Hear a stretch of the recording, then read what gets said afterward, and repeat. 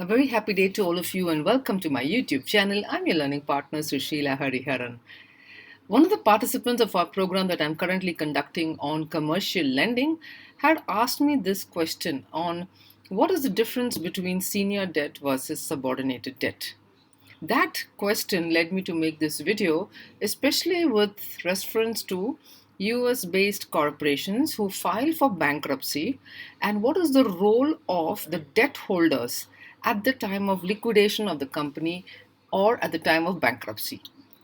There are a lot of people in India who are working as executives in BFSI tech companies which are processing claims as well as processing the liquidation proceedings of companies which are based in the US, Western Europe, etc.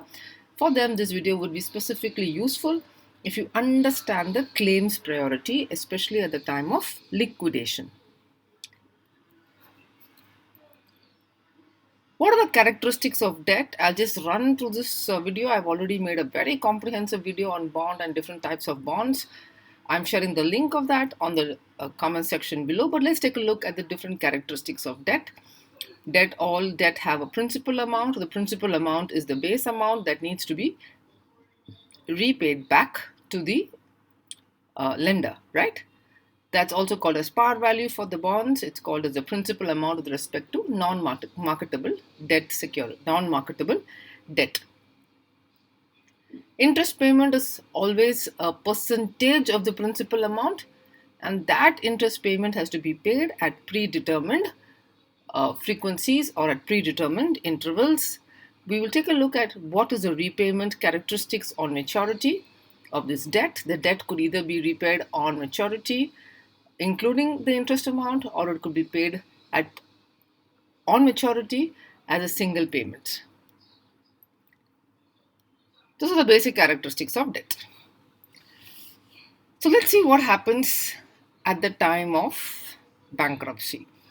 At the time of bankruptcy, a borrower files a claim with the court saying that it is bankrupt. Okay.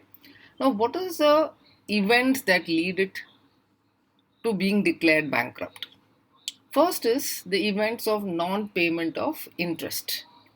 If interest is not paid by the borrower on the predetermined dates, then banks classify the asset according to the schedule provided by the Reserve Bank of India or by the Federal Reserve as a non-performing asset. If the borrower is not able to repay the principal amount back either, along with the interest, then the lenders may come together and collectively decide to file bankruptcy proceedings against the borrower. So the action of bankruptcy is a legal event, and the legality of the event has to be approved by the court. Without the court approval, adjudging the borrower to be bankrupt, the company cannot declare itself as bankrupt. Remember, most of the time the assets of the company are pledged as collateral with many of the lenders, and the event of bankruptcy will open up the ability of the lender to stake claim to that collateral.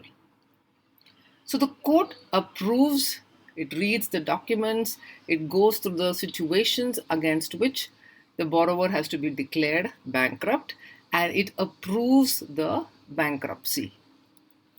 The creditors then can start the process of asset liquidation.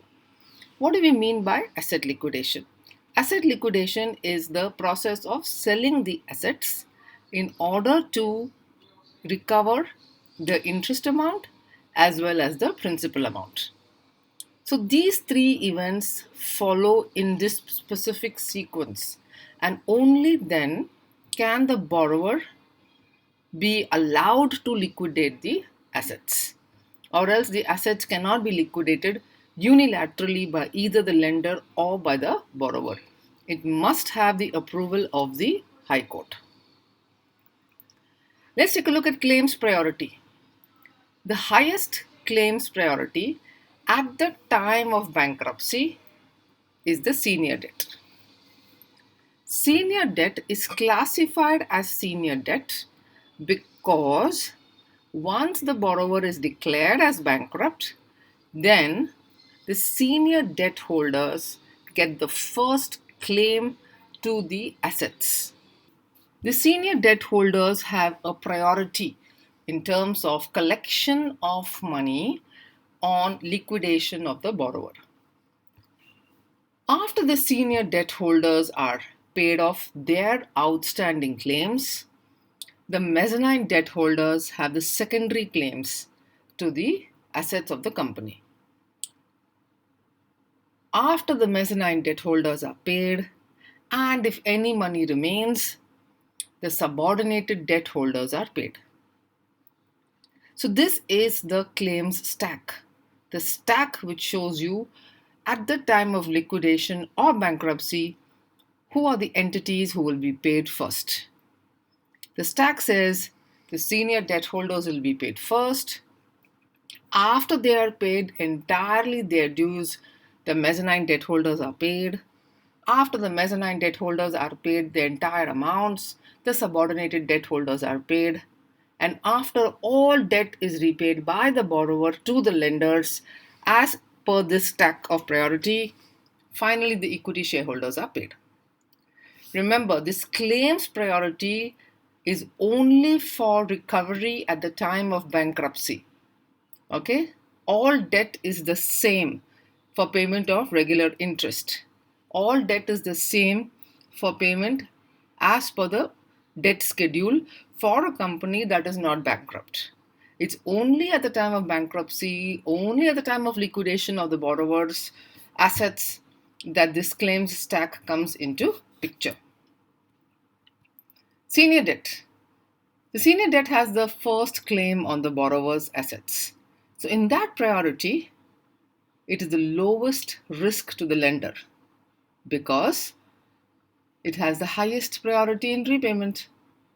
This often means that senior debt holders have collateral of assets against their loans.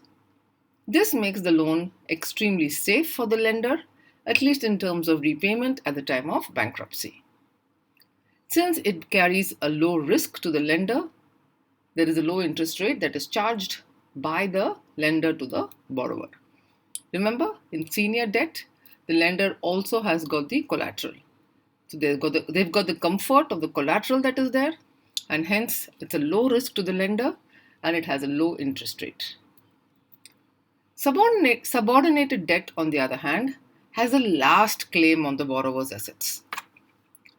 The mezzanine debt has the next claim, but the last claim is on the subordinated debt. Now, how do we distinguish between senior debt and subordinated debt? The debt is called so in the loan agreement. Whether it is a senior debt or whether it's a subordinated debt, the lenders in this syndicate classify that accordingly. So the subordinated debt holders have the last claim on the borrower's assets. This has the highest risk to the lender because they have the last claim on the assets.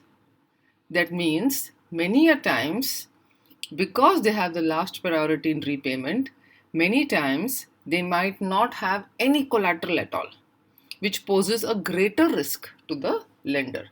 So since the subordinated debt holders do not have any